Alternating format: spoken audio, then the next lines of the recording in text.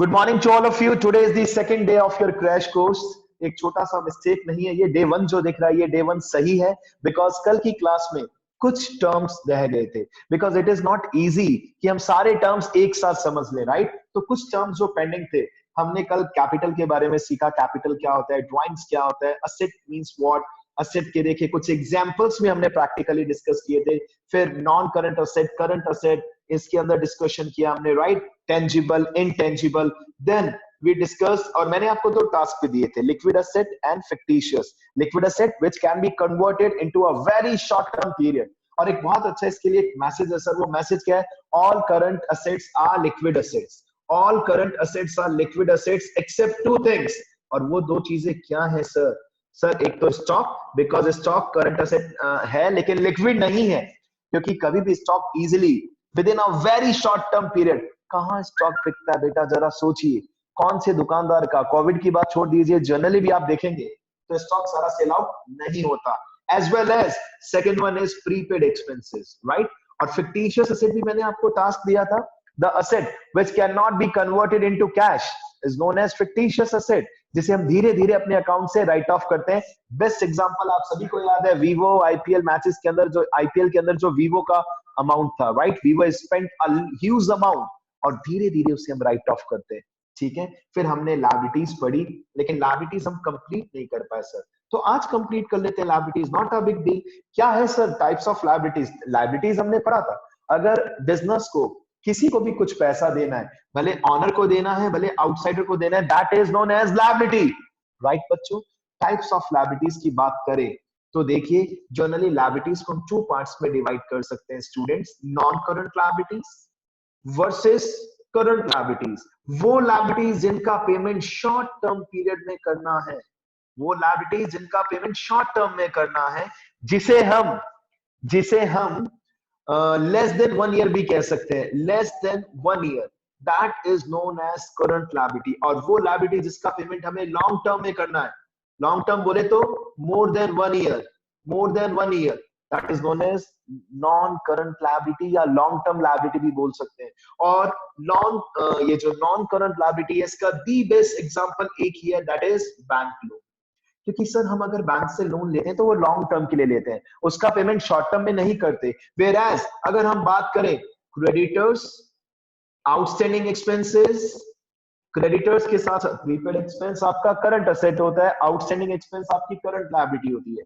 Creditors के साथ साथ इसका एक और बड़े भैया आ जाते हैं, दैट इज बिल्स पेबल, या फिर कुछ और छोटे मोटे एक्सपेंसेस, कुछ भी छोटे मोटे एक्सपेंसेस, ठीक है ना? बैंक ओवरड्राफ्ट कह सकते हैं आप, करंट लायबिलिटी है। बैंक से आपने ओवरड्राफ्ट की फैसिलिटी ली और इसको आपको with in a short term period पे करना पड़ेगा, राइट? तो ये दो बेसिक लायबिलिटीज होती है, नॉन करंट या करंट। और ऑनरशिप के हिसाब से बात करें तो लायबिलिटीज को हम दो और पार्ट्स में डिवाइड कर सकते हैं बच्चों, इंटरनल लायबिलिटी, एक्सटर्नल लायबिलिटी। इसमें कभी कंफ्यूजन मत रखना बच्चों। ये देखिए, ये आपका बिजनेस है, suppose this is your business. अब बिजनेस के इंटरनल पार्ट से रिलेटेड किसी को भी कुछ पे करना है, that is your internal liability, right? और इंटरनल लायबिलिटी के दी बेस्ट एग्जांपल्स क्या है सर? सबसे मेन कैपिटल। सर वो तो मालिक का है ना, वो तो खुद का है सर। हालांकि लायबिलिटी सर, फिर लायबिलिटी क्यों है सर? ये व्हाई दिस इज लायबिलिटी? क्योंकि बिजनेसमैन और बिजनेस दोनों को हम अलग अलग ट्रीट करते हैं। कैपिटल के साथ एक और वर्ड कभी कभार आ जाता है, दैट इज रिजर्व्स। अगर हमने कुछ पैसे रिजर्व में रख रखे हैं बिजनेस के अंदर, वो हमारे पैसे हैं, बट ये अमाउंट पड़ा कहां है? बिजनेस के पास। तो बिजनेस के लिए ये भी क्या बन जाएगा? Internal liability. तो sir what about external liability? जो बिजनेस के आउटर पार्ट से रिलेटेड है, जो बिजनेस के इंटरनल पार्ट से डायरेक्टली रिलेटेड नहीं है, जैसे कि क्रेडिटर्स, सर एक्सटर्नल लायबिलिटी है। बिल्स पेबल एक्सटर्नल लायबिलिटी है। यहाँ शॉर्ट टर्म या लॉन्ग टर्म की बात नहीं चल रही है, यहाँ पे बात चल रही है इंटरनल एंड एक्सटर्नल लायबिलिटीज। बेटा आप कभी कभार क्रीम्स लगाते हैं, डॉक्टर आपको देता है कि हाँ भाई ये ट्यूब लगानी है, आपको क्रीम लगानी है, आइस के ऊपर लगे, लिखा होता है फॉर एक्सटर्नल यूज ओनली। देखना जरा गौर करना बेटा अपने नेक्स्ट टाइम अपनी लाइफ में, फॉर एक्सटर्नल यूज मतलब केवल बाहर बाहर की बात कर रहे हैं। यहाँ पर भी एक्सटर्नल लायबिलिटी जो बिजनेस के आउटर पार्ट से रिलेटेड है, that is known as external liability, right? जिसमें बैंक लोन भी है, क्रेडिटर भी है, बिल्स पेबल भी है, बैंक ओवरड्राफ्ट भी आ सकता है, जिसमें और क्या चीजें बची? आउटस्टैंडिंग एक्सपेंस भी आ सकता है। ये सभी के सभी एक्सटर्नल लायबिलिटीज हैं। खत्म, फिनिश। देखिए, दो फाइल्स हमने कल आपको सेंड की थी बेटा, एक ये फाइल जिसमें मैं आपको लाइव प्रेजेंटेशन दे रहा हूं लाइक ऑन अ बोर्ड, और एक फाइल जो पुरानी फाइल थी जो हम ऑलरेडी आपको पहले भी दे चुके थे, वो वापस से सेंड की। द रीजन, वहां डिटेल वर्जन है, आप चेक कीजिए, डाउट आ रहा है तो कभी भी पूछिए दिन भर में। यहाँ शॉर्ट वर्जन चल रहा है। दोनों का कंपोजिशन आपको दी बेस्ट बना सकता है, परफेक्ट बना सकता है, राइट। अब आ रहा है एक important word, that is expense. Sir क्या है ये एक्सपेंस, कई बार डाउट होता है। देखिए, amount spent, amount spent on producing, on producing oblique selling of goods, amount spent on producing, या फिर परचेजिंग भी बोल सकते हैं, परचेजिंग भी बोल सकते हैं, चलेगा। Purchase of selling of goods और सर्विसेज। बेटा एक मिनट आप सब ध्यान से सुनना, आपका एक प्रोडक्ट है, दिस इज योर प्रोडक्ट, जिसे आप बोलते हैं गुड्स, और जो बच जाता है ईयर के एंड में उसे आप बोल देते हैं स्टॉक। अब इस गुड्स को परचेज करने से रिलेटेड, या बनाने से रिलेटेड, या सेल करने से रिलेटेड, जो भी अमाउंट हम स्पेंड कर रहे हैं, that is known as expense, right. इसके कुछ एग्जांपल्स दूं मैं आपको। सर गुड्स परचेज किया, एक्सपेंस है सर। सर एम्प्लॉयज को सैलरी दी, एक्सपेंस है सर। सर दुकान का किराया दिया, रेंट, एक्सपेंस है सर, राइट। सर हमने और क्या किया, कैरेज दिया, भाड़ा, एक्सपेंस है सर। ये सब करना पड़ता है सर, गुड्स अगर बेचना है तो ये सारे पापड़ बेलने ही पड़ेंगे, ऐसे आप गुड्स सेल आउट नहीं कर पाएंगे, right. There are so many problems, purchase करो, सेल करो, इससे रिलेटेड जो भी। सर कमीशन दिया मीडिएटर्स को, एक्सपेंस है सर, राइट। क्लियर है बच्चों, ठीक है। और अच्छे से क्लियर करें, और अच्छे से क्लियर करें, आगे चलिए। एक्सपेंडिचर, क्योंकि एक्सपेंडिचर में भी एक जगह आपको लगेगा कि हाँ सर ये भी एक्सपेंस की तरह। Expenditure means what, amount spent. क्योंकि आपका सबसे बड़ा टेंशन एक ये भी रहता है, सर एक्सपेंस और एक्सपेंडिचर में क्या डिफरेंस है, अभी के अभी क्लियर करते हैं, डोंट वरी। अमाउंट स्पेंट और लायबिलिटी इनकर्ड, अमाउंट स्पेंट और liability incurred in purchase of goods oblique services oblique asset. मतलब आप सोचिए, आपने किसी भी चीज के लिए किसी भी प्रकार का अमाउंट स्पेंड किया, सर लायबिलिटी इनकर्ड क्यों लिखा आपने, इसका क्या मीनिंग हुआ। अरे अगर आपने उधार गुड्स खरीदा या उधार मशीन खरीदी तो लायबिलिटी तो क्रिएट होगी ना, कोई टेंशन नहीं है। भले पैसे जा रहे हैं अभी, भले पैसे नहीं जा रहे, भले आपने गुड्स परचेज किया, भले आपने असेट परचेज किया, उसे हम एक्सपेंस कहते हैं, राइट। और हम ये भी कह सकते हैं शॉर्ट में, expense is a part of expenditure. Yes, we can say expense is a part of expenditure. expense के डैडी है बेटा, expense के ग्रैंड पेरेंट्स है expenditure, आप कह सकते हैं, लिख नहीं सकते पेपर में कभी भी गलती से, ध्यान रखना ये बात। एक्सपेंस गुड्स परचेज और सेल करने से रिलेटेड जो भी अमाउंट हम स्पेंड करें, that is known as expense. What about expenditure, sir goods services छोड़िए, हमने असेट भी परचेज की या हमने कहीं पे भी पैसा लगाया, कहीं पे भी, that can be classified as expenditure. And further इसे हम 3 पार्ट्स में डिवाइड कर सकते हैं बच्चों। कौन कौन से 3 पार्ट्स हैं, याद कीजिए। सर कैपिटल एक्सपेंडिचर जो नॉन रिपीटेटिव नेचर का होता है, रेवेन्यू एक्सपेंडिचर जो रिपीटेटिव नेचर का होता है, एंड द थर्ड वन कौन सा होता है, deferred revenue expenditure, deferred revenue expenditure. अब सर तीनों में क्या डिफरेंस है ये भी बता दीजिए। यस बेटा, कैपिटल एक्सपेंडिचर अभी अभी मैंने आपको बताया नॉन रिपीटेटिव नेचर का होता है, नॉन रेकरिंग भी कह सकते हैं, प्लस इससे हमें लॉन्ग टर्म बेनिफिट्स मिलते हैं। क्या मिलते हैं बेटा, लॉन्ग टर्म बेनिफिट्स। और ये बात आपके स्कूल को बहुत अच्छे से पता चली, क्योंकि जैसे ही कोविड आया स्कूल को एक सबसे अच्छी एसेट का बेनिफिट मिला, और वो एसेट क्या है, स्कूल के कंप्यूटर्स, जिसके थ्रू सभी टीचर्स जूम ऐप के थ्रू वीडियो क्लासेस दे रहे हैं। बेटा आप सबकी, आप सोचिए, अभी नहीं किया था, हो सकता है किया हो 5 इयर्स 6 इयर्स पहले, मे बी 2 इयर्स पहले, बट बेनिफिट आज तक मिल रहा है। एम आई राइट? इसलिए इसका एक ही एग्जांपल होता है, the best example, that is purchase of fixed asset, purchase of fixed asset, the best example of capital expenditure. Sir what about revenue expenditure, वो एक्सपेंडिचर जो रिपीटेटिव नेचर का होता है, बार बार होता रहता है अगेन एंड अगेन। इसीलिए एक्सपेंस और रेवेन्यू एक्सपेंडिचर को क्वाइट सिमिलर कहा जा सकता है। 100% बेटा, 100%। सर एक तो ये रिपीटेटिव नेचर का होता है और इससे बेनिफिट शॉर्ट टर्म बेनिफिट्स ही मिलते हैं, इससे लॉन्ग टर्म बेनिफिट्स नहीं मिलते। सर इसके भी 2-4 एग्जांपल बता दीजिए। यस, इसका एग्जांपल देखिए, एक्सपेंस की तरह ही मैं लिख रहा हूं। गुड्स परचेज किया, सर रेवेन्यू एक्सपेंडिचर है, बार बार परचेज करेंगे, एक बार से पार नहीं पड़ेगी, राइट।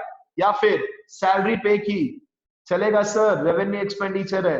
रेंट पे किया, रेवेन्यू एक्सपेंडिचर है। कमीशन दिया, रेवेन्यू एक्सपेंडिचर है। ये सब रेवेन्यू एक्सपेंडिचर है। What about deferred revenue expenditure? Sir fictitious asset बोलो या डेफर्ड रेवेन्यू एक्सपेंडिचर बोलो, quite similar. Deferred revenue expenditure का मतलब ये है वो एक्सपेंडिचर जो कैश में कन्वर्ट नहीं हो सकता, और फिक्टिशियस असेट की भी सेम डेफिनेशन है, बस वहां पे समझने का नजरिया कुछ अलग है। वहां पर हम उसे असेट के पॉइंट ऑफ व्यू से समझ रहे हैं, यहाँ पर हम इसे किस पॉइंट ऑफ व्यू से समझ रहे हैं? एक्सपेंडिचर। किस पॉइंट ऑफ व्यू से? एक्सपेंडिचर। इन तीनों में से क्या आपको ऐसा लगता है ऐसी कोई जगह जहां हमने पैसा नहीं लगाया? सर लगाया, पैसा तो कैपिटल एक्सपेंडिचर में भी लगेगा, रेवेन्यू वाले में भी लगेगा और डेफर्ड वाले में भी लगेगा। बस चेंज क्या है? ये एक ऐसा खर्चा है जिससे कैश नहीं मिल सकता। और इसका बेस्ट एग्जांपल क्या है? सर इसका बेस्ट एग्जांपल है वही फिक्टिशियस असेट बोलो या heavy amount, huge amount spent on advertisement. इसे हम बुक से धीरे धीरे राइट ऑफ करते हैं, और ये फाइनेंशियल स्टेटमेंट का जब मैं रिवीजन कराऊंगा तब मैं फिर से इसको एक्सप्लेन करूंगा डेफर्ड रेवेन्यू एक्सपेंडिचर को, राइट। बेस्ट एग्जांपल एक ही है बच्चों इसका, और वो क्या है? Huge amount spent on advertisement, right. Normal amount नहीं है, huge amount on advertisement, right. अब एक्सपेंडिचर का रिवर्स आ रहा है, दैट इज रिसिप्ट्स। सर क्या होता है ये रिसिप्ट्स? कई बार कंफ्यूजन होता है। अमाउंट रिसीव्ड, अमाउंट रिसीव, या तो अमाउंट मिल गया या रिसीवेबल। अमाउंट रिसीव्ड या receivable by selling of goods oblique services oblique asset. किसी भी प्रकार से आपके पास अगर पैसा आ रहा है या आने वाला है, या तो आ गया या आने वाला है, that is known as receipts. भैया पैसा आ रहा है, सीधी सी बात। Param, can you raise your hand? Param, yes Param. Clear हो रही है कुछ चीजें बेटा, या एकदम बाउंसर्स आ रहा है? Be honest. यस परम, या हमने क्लास ऑन करके छोड़ दिया बेटा? Neeraj, yes Neeraj. Kushal, can I expect from you? Kushal कुछ समझ आ रहा है बेटा आपको? चलिए, नहीं आ रहा तो ट्राई कीजिए बेटा, I am always with you, right. ठीक है बेटा, रिसिप्ट्स क्या है? एक बात सुनो, स्कूल को आप सभी बच्चों से जो भी फीस मिली वो स्कूल के लिए क्या है? रिसिप्ट है सर। और कुछ बच्चों से स्कूल को फीस क्या होने वाली है? क्या होने वाली है सर? रिसीवेबल, राइट बेटा। अब समझ में आई कुछ बात आपको, है ना? आप में से कुछ बच्चों के थ्रू में भी स्कूल को फीस क्या होने वाली है? रिसीवेबल। और कुछ बच्चों से क्या हो चुकी है? रिसीव हो चुकी है। सर दोनों रिसिप्ट्स है। रिसिप्ट्स अच्छा एक्सपेंडिचर से इजी है। कैसे इजी है सर? क्योंकि हम रिसिप्ट्स को ओनली टू पार्ट्स में डिवाइड कर सकते हैं।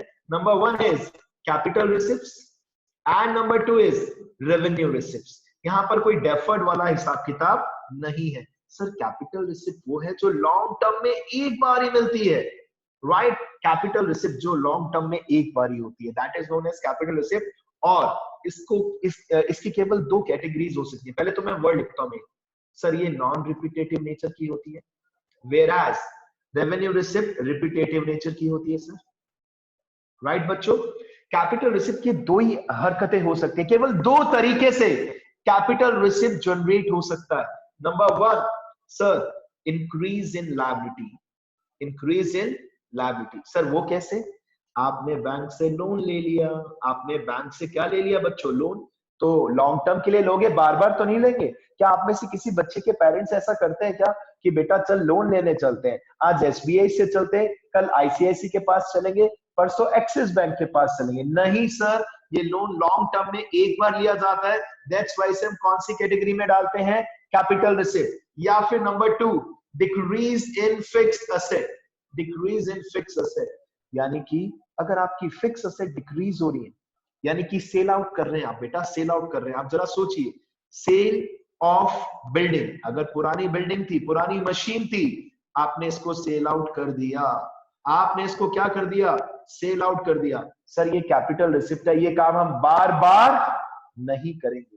और रेवेन्यू रिसिप्ट, सर ये तो फर्जी है सर, गुड सोल्ड किया, रेवेन्यू रिसिप्ट है सर, पैसा मिलेगा, मिलता रहेगा मिलता रहेगा, एक बार थोड़ी ना सील करेंगे।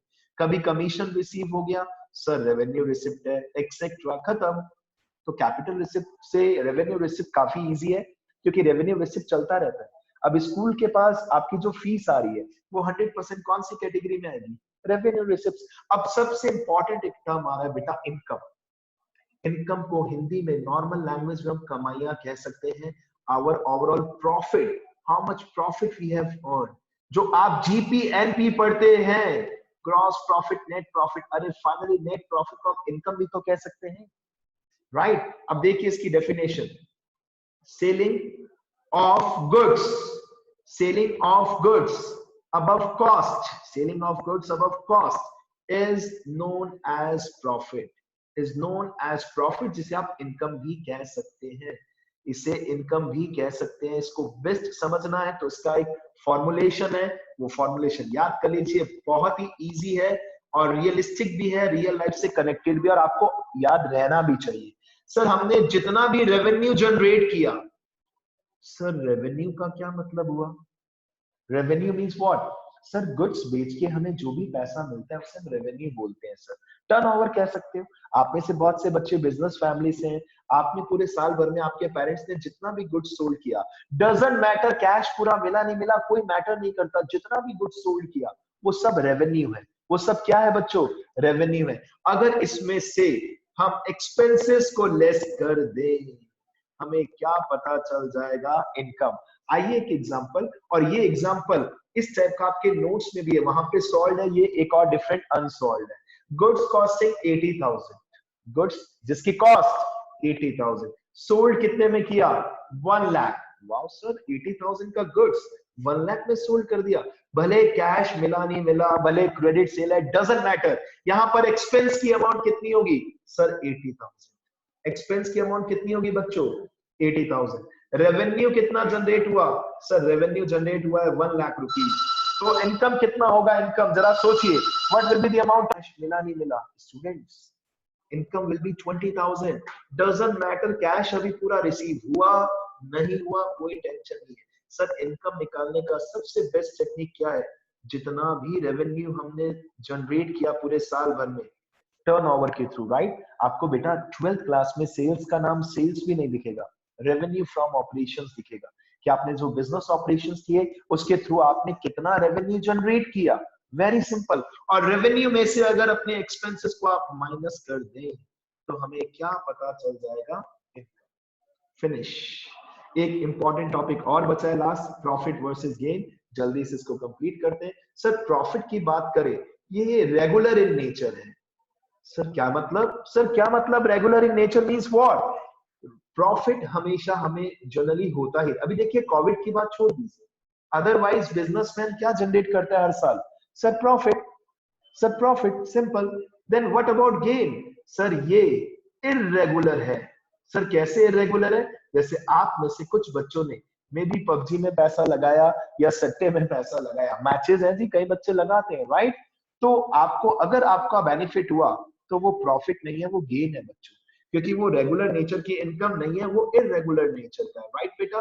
प्रॉफिट का सेकंड पॉइंट अगर डिस्कस करें, सबसे अच्छा पॉइंट वो क्या है, selling of goods above cost is profit. ये लीजिए, अभी अभी लिखा था मैंने, फिर से लिख रहा हूं, selling of goods above cost, selling of goods above cost is known as profit.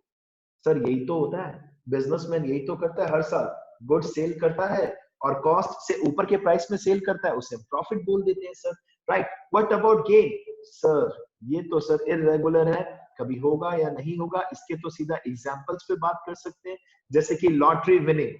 अब जरूरी थोड़ी ना आपकी लॉटरी हमेशा निकलेगी ही निकलेगी, इसको हम क्या बोलते हैं, गेन। या फिर आपने अपनी असेट बेची और उसको बेचने पे आपको प्रॉफिट हो गया, और हम सच में उसको प्रॉफिट नहीं कहते बेटा, gain on sale of fix asset. आपका काम फिक्स असेट सेल करना नहीं है, आपका काम क्या है, सर गुड सेल करना, बिजनेसमैन का काम तो गुड सेल आउट करना है।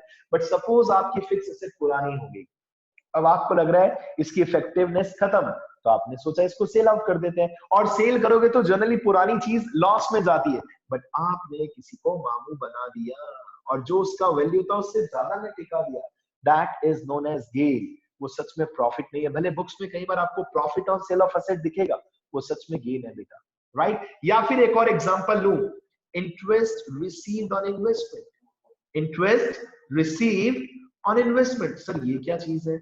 अब एक बात बताइए, आप बिजनेस फैमिली से अगर बिलोंग करें नहीं करें डजंट मैटर, आपने साल भर में 2 करोड़ रुपए कमाए, आपने अपने बिजनेस में कितना प्रॉफिट अर्न किया बच्चों, हाउ मच प्रॉफिट, 2 करोड़।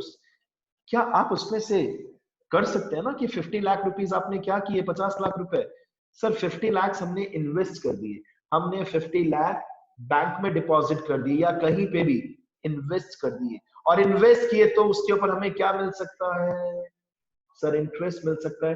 लेकिन एक बात बताओ, हम स्कूल्स की बात करते हैं, चलिए आपके स्कूल की बात करते हैं, आपके स्कूल ने 2 करोड़ प्रॉफिट कमाया by fees and all right, और 50 लाख रुपए इन्वेस्ट कर दिए, और इन्वेस्ट किए तो उसके ऊपर इंटरेस्ट मिला, क्या ये स्कूल की मेन इनकम है, क्या ये स्कूल की मेन इनकम है, नहीं सर। और आपको एक बात बता दूं बेटा, this topic is very important for 12th class also, profit versus gain.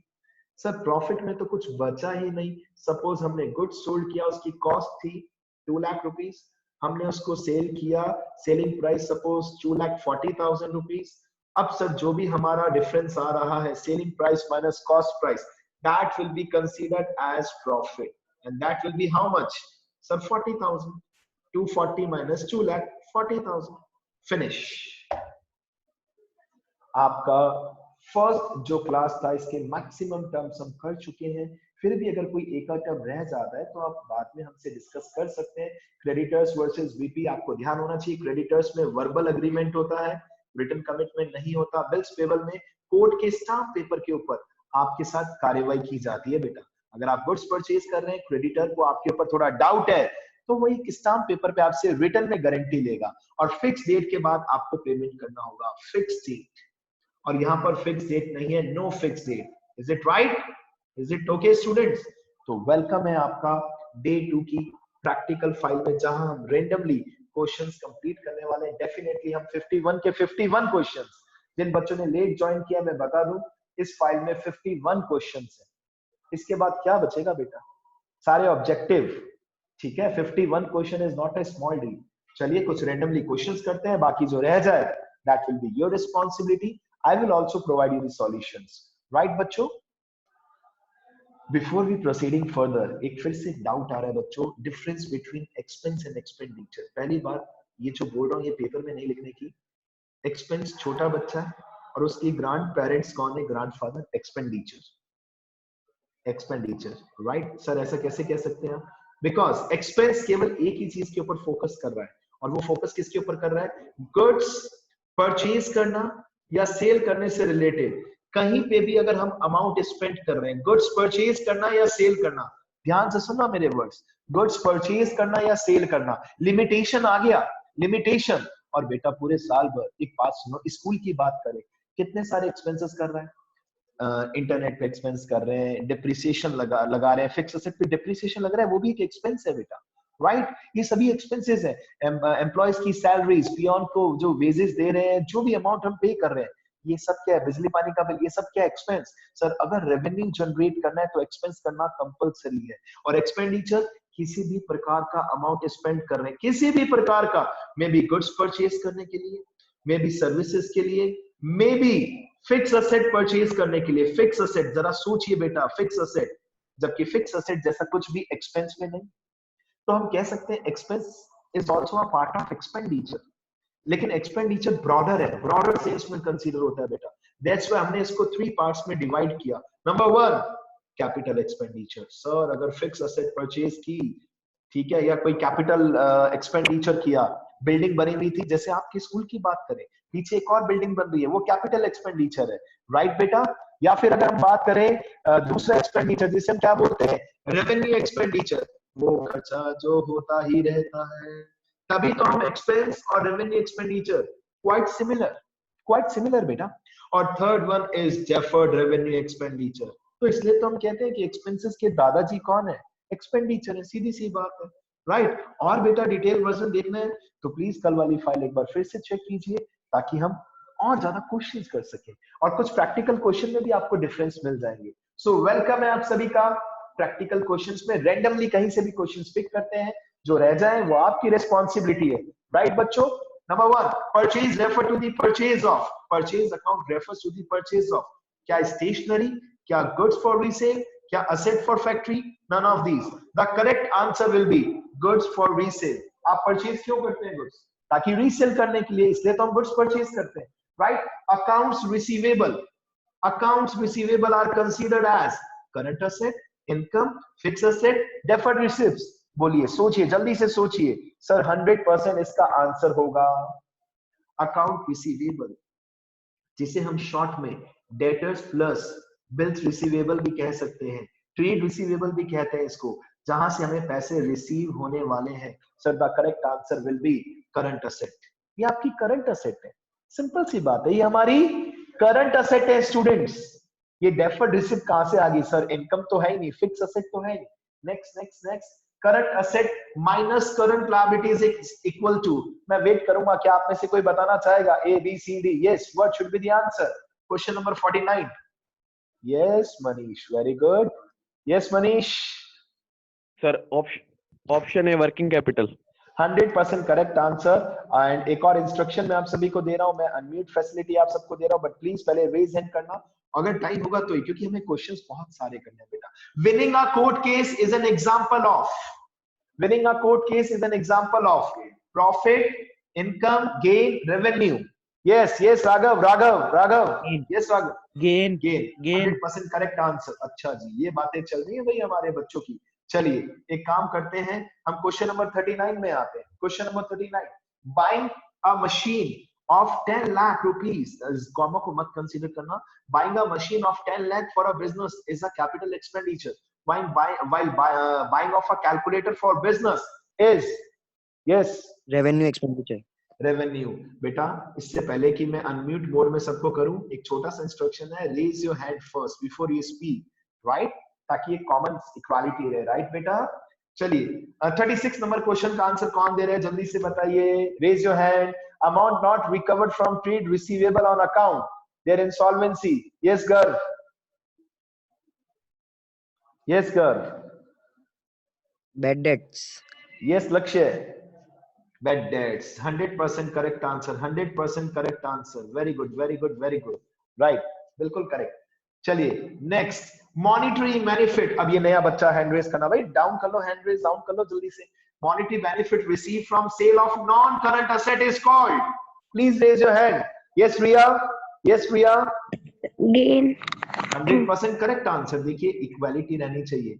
आपको 12th अकाउंट जब आप यहाँ पर पढ़ेंगे, मैं आपको कमिटमेंट कर रहा हूँ, आपको लगेगा पार्शियलिटी जैसा वर्ड मेरी लाइफ में आज तक कभी यूज नहीं हुआ, फिर भी कलयुग है बेटा, कभी ना कभी कोई ना कोई बच्चा यूज कर ही लेता है। अदरवाइज आप ईयर के एंड डे तक देखेंगे पार्शियलिटी जैसा वर्ड मेरी लाइफ में नहीं है, आप सभी इक्वल हैं। तो मैं भी ये चाहता हूँ सभी को हम रिस्पॉन्स का मौका दें, सभी ट्राई करें, राइट बेटा। चलिए रैंडमली पिक करते हैं जल्दी से एक और क्वेश्चन, एक और क्वेश्चन, एक और क्वेश्चन जल्दी से। चलिए एक छोटा सा question, reserve is a part of external liability, true or false? Raise your hand. Reserve is a part of external liability. Yes Lakshya, yes Lakshya। False. False, बिल्कुल सर, ये internal liability है, internal liability है। 100% ये internal liability है। very good, very good। चलिए next, excess of revenue over expense is known as, raise your hand, raise your hand, please raise your hand। excess, अब सोचिए सब, अब सोचिए एक बार, सोचने दीजिए सबको, प्लीज वेट कीजिए। excess of revenue over expense is known as, yes Ushan, what should be the answer? Sir, income। 100% correct answer, very good beta, very good। income is the right answer, right। आप hand raise करते रहिए, मैं सबको बार बार opportunity दे रहा हूं और इससे confidence ही buildup हो रहा है आप सभी का, राइट। चलिए 21 नंबर क्वेश्चन पे आते हैं। 21, the asset which cannot be converted into cash is known as, आप सभी एक साथ आंसर दे सकते हैं, आप सभी इस क्वेश्चन का आंसर एक साथ दे सकते हैं। आप सभी में आप सभी आ रहे हैं, बोलो बोलो बिंदास, म्यूट करके। Fictitious assets. Sir, fictitious Fictitious assets. assets. Yes yes yes, fictitious. तो बेटा कितना अच्छा लगता है ना, एक बात बताइए, जब हम थ्योरेटिकल डिस्कस करके जब हम ऐसा प्रैक्टिकल डिस्कशन करते हैं, कॉन्फिडेंस बहुत अच्छा बिल्डअप होता है बेटा, राइट? ठीक है, और यही चीजें कई बार लॉन्ग क्वेश्चंस में आ जाती हैं, आगे अकाउंट्स में आती हैं, तो हमें इजी लगता है, कॉन्फिडेंस बिल्डअप होता है, और यही हमें अगले 45 डेज के अंदर करना है। अब आज के बाद 43 डेज रह जाएंगे, 45 डेज का मिशन है हमारा, राइट? रिमेनिंग क्वेश्चंस आपको करना है, इंटेंजिबल एसेट अब आपको डिफाइन करना है, राइट? भले सेंड करे नहीं करे मुझे चलेगा, 18 नंबर आप ही को ट्राई करना है, राइट? चलिए क्वेश्चन नंबर 17, ये मैं एक ऐसे बच्चे से एक्सपेक्ट करूंगा जो सबसे अपने आप को वीक मानता हो, सबसे इजी क्वेश्चन है, सबसे easy. A business enterprise sold goods on credit to Banta for 12,500 after putting some continuing efforts of the enterprise. This amount could not be realized. Under which category should put, इसको किस category में डालेंगे हम? Please any new student, सबसे easy question है, yes, जल्दी जल्दी जल्दी जल्दी जल्दी। Anybody else? Yes yes yes yes बच्चों, चलिए राघव बताइए, Raghav what should be the answer? Bad debts account. Yes, देखिए धीरे धीरे आप सबका कॉन्फिडेंस बिल्डअप होता जाएगा, और प्लीज कोशिश करना है कि 51 के 51 कंप्लीट करना है बेटा आपको। चलिए अब स्टार्टिंग से आते हैं थोड़ा सा। हाँ जी, यस, मनी और money worth invested in the business is known as capital, आप सभी को पता है। Next, the asset which can not be seen, which can not be touched, also no physical existence, sir intangible asset, sir intangible asset, right बच्चों? ठीक है, आप देखते जाइए, अपने दिमाग में एटलीस्ट आंसर देते जाइए, right? Next, purchase of building, sir building purchase की 100%, ये कौन सा एक्सपेंडिचर है? सर कैपिटल एक्सपेंडिचर है, ये बार बार नहीं होता, राइट बच्चों? Then all the current asset apart from stock and prepaid expenses is known as liquid asset. देखिए लिक्विड एसेट याद हो गया आप सभी को, राइट बेटा? Next, for comparing the business performance, all the business enterprises should prepare their accounts in a consistent manner. True या false? True या false? सोचिए, जरा सोचिए, yes yes yes, Garv, what should be the answer, true or false? Yes, True. Sir 100% true. जैसे sir भले pandemic चल रहा है, ये कोविड चल रहा है, हम सभी बच्चों ने सर मैक्सिमम एफर्ट्स किए, और देखिए एक अच्छे लेवल पर हम आ गए, और नहीं आए तो सर अब हमें फिर से अपॉर्चुनिटी मिली है, हम फिर से आएंगे 100% सर, ताकि 12th में हमें बहुत मजा आए। कर रहे हैं ना कंसिस्टेंटली, आप सभी भी स्टडी कर ही रहे हैं बेटा। मनी और money worth withdrawn from the business by the owner for his personal use is known as capital. Horrible, horrible sir, ऐसा कैसे कर सकते हैं? इसको हम ड्राइंग्स कहते हैं सर, ड्राइंग्स, ये गलत है सर, इसका आंसर होगा फॉल्स, ट्रू हो ही नहीं सकता। नेक्स्ट, बिजनेस, मिस्टर रॉय ने बिजनेस स्टार्ट किया, कैश लगाया 2 lakh rupees, building 20 lakh, furniture 3 lakh, what will be the amount of capital? Sir सबको ऐड कर दो ना सर, क्या इतना इजी क्वेश्चन सर, ये लीजिए 25 लाख, बिकॉज हमने सुना है मनी और money worth whatever we invest in the business is known as capital. Mrs. Gandhi and Mr. Chopra, right? इसमें कुछ क्वेश्चंस पुराने वाले भी हैं बेटा, लेकिन मैंने ऐड ऑन भी किए, आप चेक कर लेना भले ध्यान से, ऐसा नहीं है कॉपी पेस्ट किए, बहुत सारे एफर्ट्स किए बेटा इसमें मैंने भी, राइट? मिस्टर चोपड़ा जी और गांधी जी ने बिजनेस स्टार्ट किया स्टार रेस्टोरेंट, राइट? 12 लाख रुपए कैश लगे इसमें, और जो मिस्टर चोपड़ा उनके पास कैश नहीं था, उन्होंने अपनी वेकेंट बिल्डिंग बिजनेस के अंदर इन्वेस्ट कर दी, मतलब उसी के अंदर अपना होटल ओपन कर लिया, रेस्टोरेंट ओपन कर लिया। सर कैपिटल कितनी होगी? वेरी इजी सर, सर दोनों को प्लस कर देंगे, 12 lakh plus 30 lakh, the answer will B yes 42 lakh rupees, right बच्चों? 42 लाख रुपीस। ठीक है, आगे चलते हैं, चलिए जल्दी से बताइए, एनीबॉडी, कोई भी बता सकता है इसका आंसर? वर्षा ऋतु ने बेकरी, सॉरी अच्छा नाम नहीं लिया, आप में से जिसकी इच्छा हो प्लीज आज जाके यहाँ से पेटीज जरूर खाइए। कौन कौन खाने वाला है? Raise hand. उशान खाने वाला है, मनीष खाने वाला है, और कौन खाने वाला है? बताइए बताइए। मनीष ऐसा मत करना, गर्व ऐसा मत करना बेटा, नो गर्व, नो नो। रिया भी खाने वाली है पेटीज। मेरा क्वेश्चन आपने सुना? यहाँ पर जाके आज कौन कौन पेटीज खाने वाला है? रेज योर हैंड, और बच्चों ने हैंड रेज कर दिए। गर्व, रिया, मनीष साथ में जाने वाले तीनों बेटा। नीरज भी जा रहा है, वाओ क्या है ये सच। चलिए जो कपाट, जल्दी से आते हैं क्वेश्चन पे, बिकॉज टाइम बहुत ही कम बचा है बच्चों, राइट? सर इन्होंने, अब बता सकते हैं सर, इन्होंने चार्टर्ड अकाउंटेंट अपॉइंट किया ऑडिट पर्पस के लिए, क्या ये बिजनेस ट्रांजैक्शन है? यस बच्चों, Yes, sir. No, 100% no, because No. No cash, no sir, because no cash has cash been का गिवन, इन्वॉल्वमेंट नहीं है अभी। बिल्कुल, नहीं होगी। No cash has been given, this is an event, this is an event, this is an event. Transaction कहाँ है? क्या उसकी सैलरी ड्यू हो चुकी है? नहीं सर, अभी तो अपॉइंट किया है।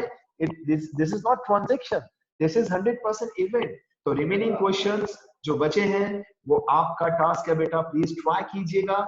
स्टिल काफी क्वेश्चंस बचे हैं, बिकॉज 51 के 51 कंप्लीट कर पाना इज नॉट पॉसिबल। तो ये कंप्लीट करना है, हुआ तो कल 10 मिनट्स इसके ऊपर डिस्कस करके अकाउंटिंग प्रिंसिपल से स्टार्ट करेंगे। Right students, all the best to all of you. Day 2 मेरी तरफ से सक्सेसफुली कंप्लीटेड। अब आप घर पे स्टडी करके इसको और सक्सेसफुल बनाइए। God bless you all.